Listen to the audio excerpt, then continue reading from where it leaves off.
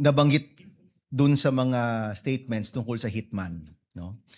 Sa totoo lang, yung presensya ng hitman, mabigat yon, mabigat yon. So let me ask, are you the one who investigated just the video, or did you also investigate the presence of the hitman that was being mentioned in the videos of the Vice President?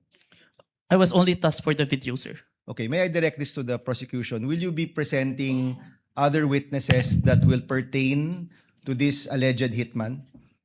As to the alleged hitman, Your Honor, please. Yes. Yes. So kayo, Mr. Calilong, hindi kayo nag-imbestiga niyan. Wala kayong alam tungkol dun sa presensya ng hitman. Yes, Your Honor. Okay. Mr. President, I will refrain from my questions and wait for the witness pertaining to the hitman. Maraming salamat.